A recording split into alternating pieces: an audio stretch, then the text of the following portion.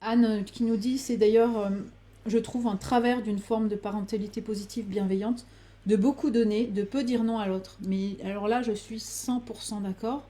Dans cette forme de parentalité positive, vraiment, l'adulte est censé avoir de l'empathie par rapport à son enfant, l'écouter et tout ça, mais il n'y a jamais question pour l'adulte d'exprimer ses émotions, ses besoins à lui. Genre, l'adulte n'existe plus, en fait, en tant qu'être humain, à part comme étant quelque chose qui écoute les besoins de l'enfant. Enfin, on insiste souvent dans ce courant de pensée sur le fait que le parent doit être un exemple, quitte à faire semblant aussi, c'est-à-dire tu dois pas te mettre en colère en tant que parent. Ça. T'es un exemple, tu dois être patient, tu dois être ci, tu dois être ça. Nous, on est plus sur l'authenticité. C'est, ben non, je suis pas patient parce que mes besoins n'ont pas été respectés. Du coup, je vais le dire, mais d'une manière respectueuse. C'est là où on insiste beaucoup sur l'utilisation de la CNV. Je dois être patient en tant que parent, je vais montrer être patient, alors qu'en fait je bouillonne à l'intérieur. On se met un masque social en fait, et on apprend donc à notre enfant à montrer, voilà ce qu'il faudrait faire, je veux dire qu'il faut faire ça, et en même temps, tu vois très bien mon non-verbal que je suis pas d'accord avec moi-même. Parce que il va bien sentir que son parent est en train de bouillonner, alors que le parent dira, tu sais, prends vite ton petit sac et va le ranger à sa place, ça fait 5 fois que je te le dis. Et en fait, ça mène souvent à péter un boulon. Voilà. C'est-à-dire, à force de bouillonner à l'intérieur de soi et à faire semblant qu'on est patient, et ben ça pète. Et c'est là où je pense qu'on arrive à crier à un moment donné. Le masque social, le fait de cacher ses émotions et dire en fait non, tout va bien, ça rend pas heureux, et puis en plus au moment ça pète, c'est le même thème que les émotions en entreprise. Vous savez, en entreprise, c'est froid dans l'entreprise, on est là pour faire du boulot, pas pour être émotif et tout. Mais c'est pas pour ça qu'il y a des moments où ça se passe toujours bien. Enfin, je veux dire, il y a des moments où ça pète au niveau émotionnel, des chefs qui gueulent, des machins, des gens qui en peuvent plus, des gens qui pleurent. Donc les émotions n'ont pas été enlevées de l'entreprise. C'est juste qu'on s'est dit que c'était pas bien de les y mettre, mais elles sont quand même là. Et donc au bout d'un moment, quand elles prennent un seuil trop, enfin elles prennent une proportion trop importante, ça pète.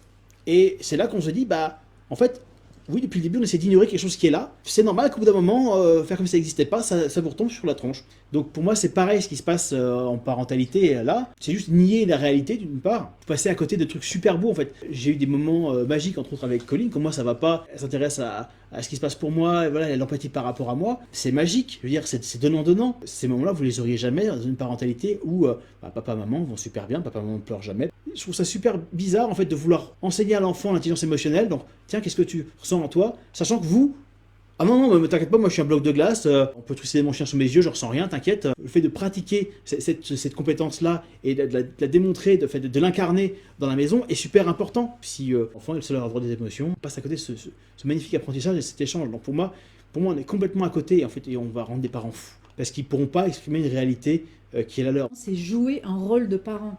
Souvent, on dit le rôle de parent, c'est de faire ci, c'est de faire ça, mais il n'y a pas de mot mieux choisi que ça. C'est avec ces courants de parentalité positive, c'est on choisit de jouer un rôle. C'est quel parent je veux être. Je veux être comme ça, donc je vais essayer d'être comme ça, mais à la fin de la journée, tout le monde pète un plomb. Je sais, je suis passée par là. Moi, j'ai commencé par découvrir la parentalité positive, j'étais très bienveillante, très machin, et je finissais pas une journée sans hurler après mes enfants, parce que j'avais fait des efforts à longueur de journée.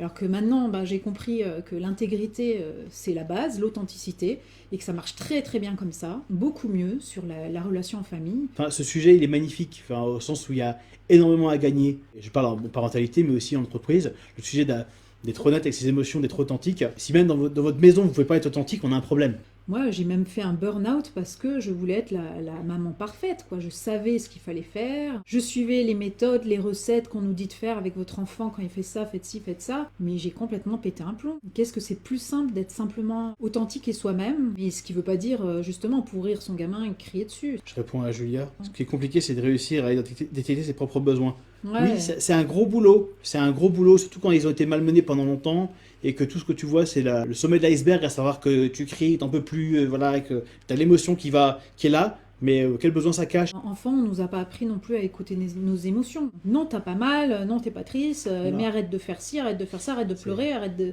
L'école fait même l'inverse. Concrètement, t'as un enfant qui aurait besoin je sais pas, d'aller se dégourdir et tout ça, et en fait, on lui dit non, reste assis sur ta chaise. Voilà, Donc donc écoute pas ton besoin, fais ce qu'on te demande. Donc, on n'a pas eu l'habitude de détecter nos propres besoins, mais ça se travaille.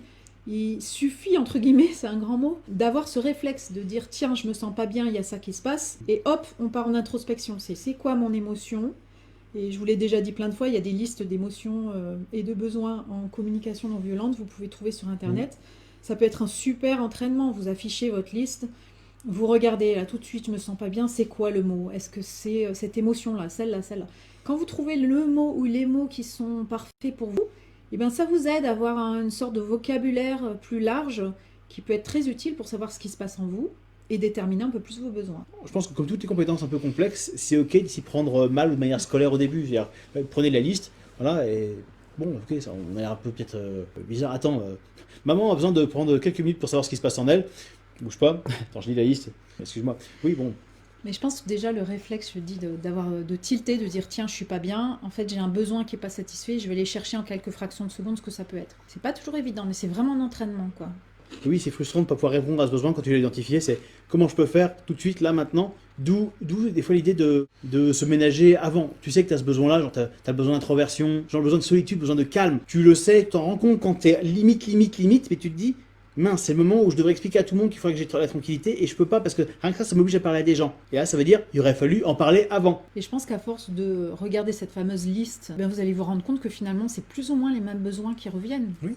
Voilà, on n'en a pas 500 milliards. Au début, ça peut paraître énorme. Et puis finalement, tiens, j'ai toujours ce besoin de solitude, j'ai toujours ce besoin ou de reconnaissance. Du coup, vous apprenez à vous connaître et c'est super précieux, super important. Si vous apprenez à vous connaître, vous pouvez, comme tu disais, faire les choses à froid, en amont, avant de pas être bien, pour baliser un peu le terrain, vous mettre confortable et du coup être moins enclin à vous laisser submerger par les émotions des autres, les demandes des autres